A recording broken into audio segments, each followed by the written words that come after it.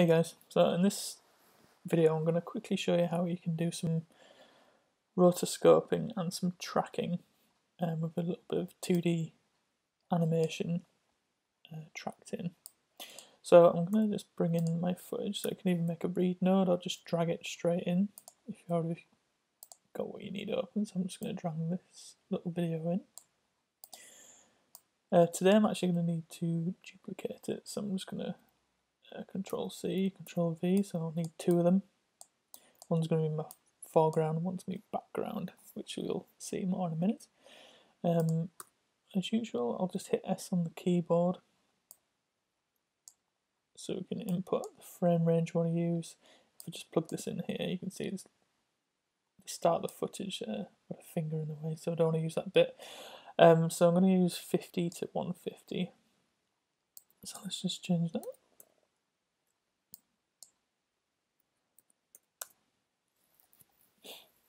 Change the frame rate to 25, it's normal, and the size format we'll just choose HD.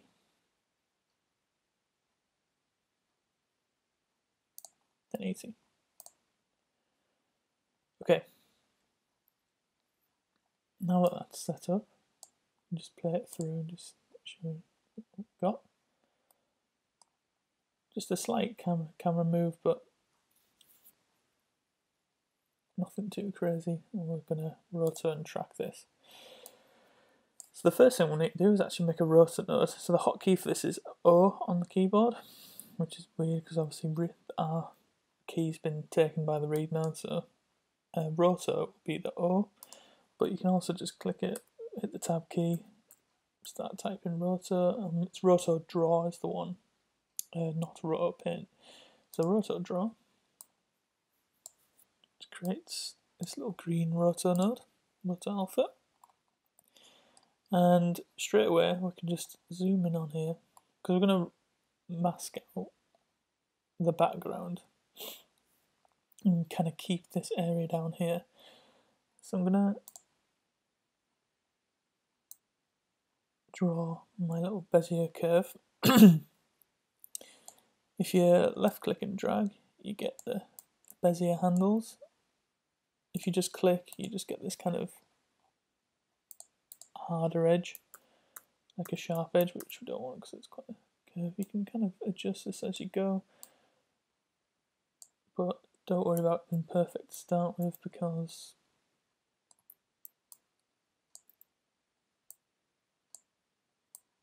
if you just hold Alt as well, you can move along. Obviously you have to zoom in for this. So these final steps, I'm just going to add some sharp curves, so that's our roto just there. Like I say, we can go back in now and finesse it, just using the handles if we want. Shorten if we need to. And down. Again, it's Alt and left click.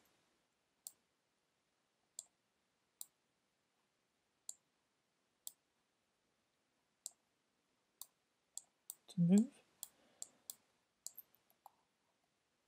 You can be as precise as you want.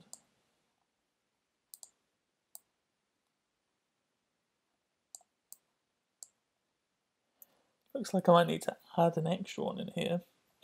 So we've got some more tools over here. So if you just left click and hold over this option here, you can see a few different options. Let's add a point. A bit more detail.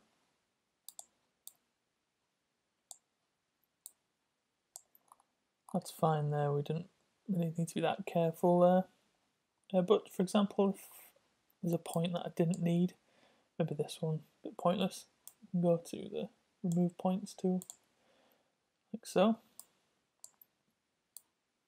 Oops.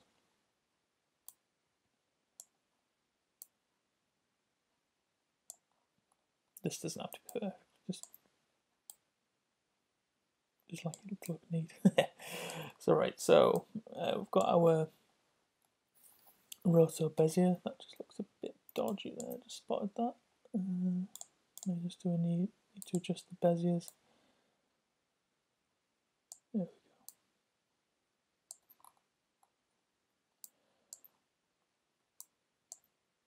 we can actually add a little bit of feather if you want, because obviously it's not the perfect crisp image, but we can look at that in a second. So obviously nothing's happened here, and we can still see the background, and nothing's kind of masked out yet. That's because we need to change the options in the Roto properties, and it's the pre-multiply option here that we need to change. So at the minute it's set to none, so it's doing nothing, and the output is fine because we want it to be an alpha, which means there'll be a transparent background. But let's change the pre-multiply to RGBA. There we go. So that gets rid of the background. And if you press the A key, that just shows you the alpha channel. You can press A again to toggle it on and off. Basically, it's just changing this, the hotkey. Also remember the alpha channel is so anything that's white is visible, anything that's black is invisible. So that's kind of where we're at here with the masking. We're probably going to come back to this later with the feather and opacity and things like that as we add in the background. So this is going to be the background. It's going to be put behind this image, and then we're going to have our animation artwork in the middle. Just time to track this roto that we've made. You'll notice on the timeline we've got a little arrow and a little blue marker.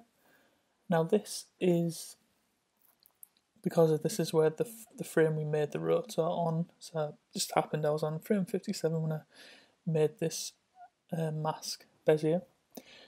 And we also know this because if we look at the spline key in the roto options, it's highlighted blue. If I just moved along, we'd see obviously it's not following it anymore. And the spline key isn't dark blue or brighter blue. So we'll see if we go back to the timeline 57, then we'll get it again. So what we need to do is add a tracker node in so we can follow, so this rotor follows the bridge and sticks with it. So let's just go hit the tab key and type in tracker. Normally we've been used to using the camera tracker 3D in previous videos, but we're going to use this tracker transform. It looks slightly different. I just undo that there a second, and I'll just make it again.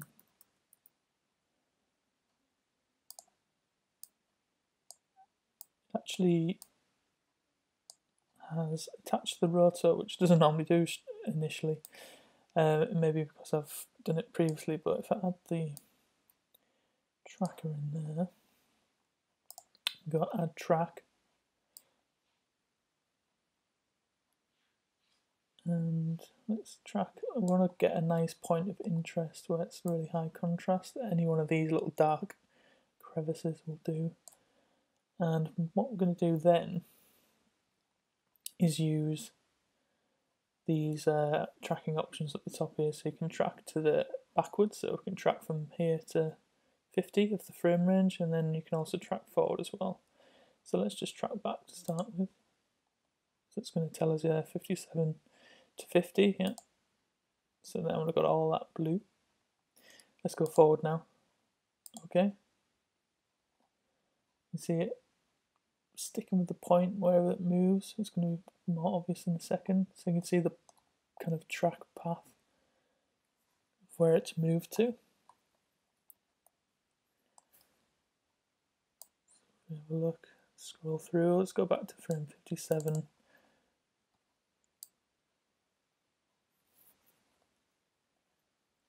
Now you can see this is attached to it. So for some reason by default mine's actually just done what I wanted to do for it, but I'll show you how to do this if it doesn't. So you need to go on the Roto node and come to the transform options, and you're going to click on this here, so the little, looks like a little squiggly line here, and you come down to link to, tracker 1, translate offset. And that will create this kind of relationship between the two of them with this kind of green arrow. For some reason, mine I'd done this previously just to test it, but it must have remembered what I'd done. So yeah, it kind of did it for me. But you may not have this connection straight away when you add the tracker node. So again, just to go through that again, you come up to the transform options, then the rotor, and then you come to translate, link to. So basically, we're just linking it to the tracker that we've created, and it's got track offset. So now, if we just double click this again, we'll see the curve sticks with the wall now, which is what we want.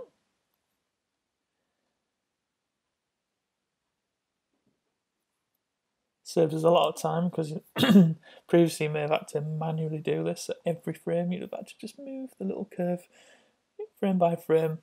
And unfortunately, sometimes that is the case where tracking doesn't work. For example, if you're trying to, it's literally people's jobs in industry to kind of rotoscope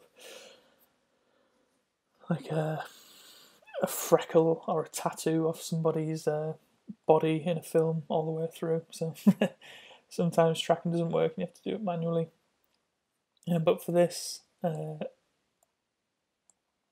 little tutorial or this situation, it works perfectly for us. So now we need to kind of build it all together. We've just got a foreground. I can actually go back to my pre-multiply RGB here, so we've got that turned off just to show you again. Smooth them with it. We've got a little bit of animation we're going to import in now, and I'll just go read. Just go towards. I'm going to do the rat flute. It's just a 20-frame sequence. Just bring that in there. It recognises that as a sequence there. Open. And we're going to merge this on top of this background here. So let's press M for merge. Remember, A is on top, B for back. So B for behind, B for back. A is just the kind of comes first. I'm just going to press 1 when I've selected the merge there. Let's see what we've got. We're just going to pre-multiply the rat. So let's just hit the tab and go pre-mult. And that just takes away the black background or white background if it comes with it. In Nuke, to be able to move things around, you need to add a transform node. So can seem like a bit of a longer workaround this at times in Nuke, but it's just more logical, I feel. And it's going to add a transform node, which then allows you to just place him where you want. Great. So let's just close that off. So this is what we've got here now. He is merged over the top of the background. And now we're going to merge over the, what's it called, the foreground that we've created and rotoed out. So let's have a look. So let's press the M key for merge again. So remember, this is going to be on top, so it needs to be A. And we can just slot it between there. Great. Just close off all that. So then we've got the rat playing his little flute behind the wall. Looks like we've got a little bit of finessing to do, but if we just press play, you'll notice the rat's moving around because we actually need to link the tracker to the transform as well. So it's same again. Just double click the transform and the translate value. I'm going to link that again to the tracker 1 offset. You notice there he's just he's moved off. We'll just move him back.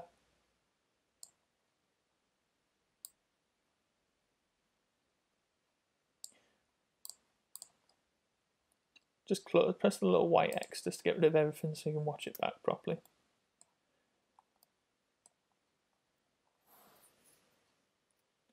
Okay, so it's done a pretty good job of tracking him in there and rotoing.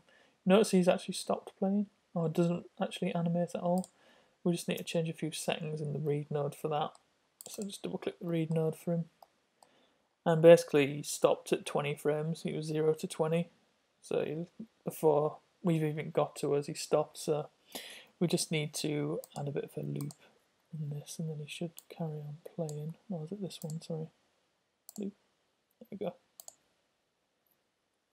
So he'll just play forever now.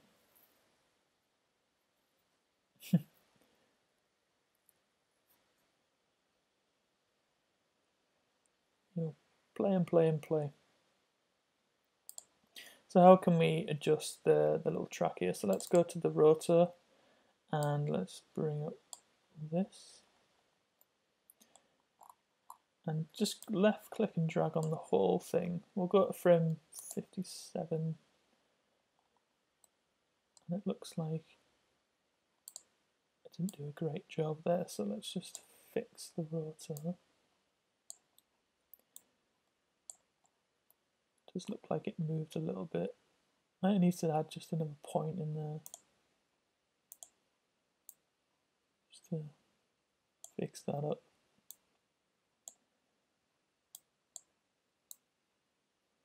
I remember I did tell you about a few of the functions within the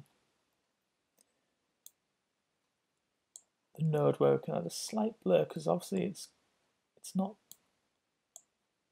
completely crisp.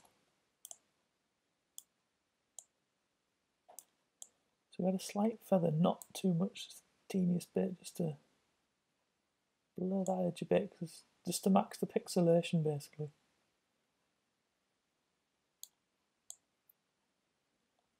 That might help us just. There we go, that looks better, doesn't it? There we are, he looks like he's behind there now. Perfect. So that's the basic way to track in our footage, and now I'll just show you how to render this out.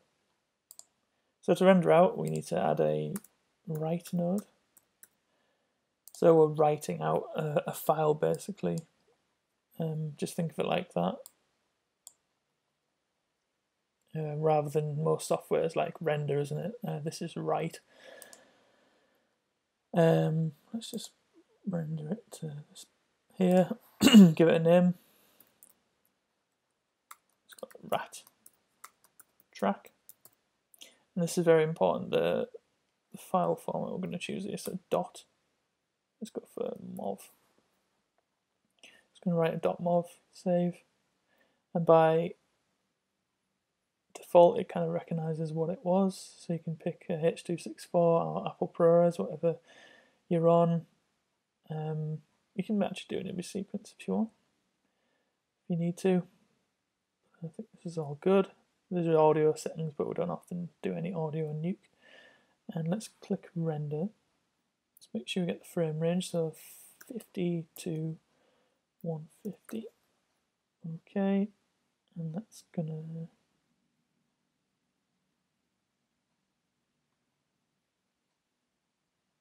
sorry, I took 50, put a dot there instead. Okay, and then it's just gonna get our progress bar here.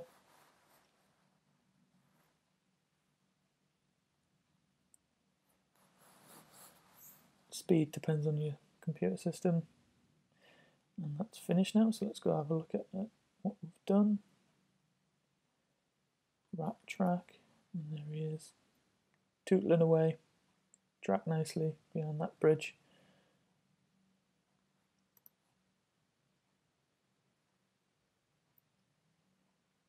And there you go. Nice simple way to do tracking. Thanks for watching. and let me know if you have any questions in the comments.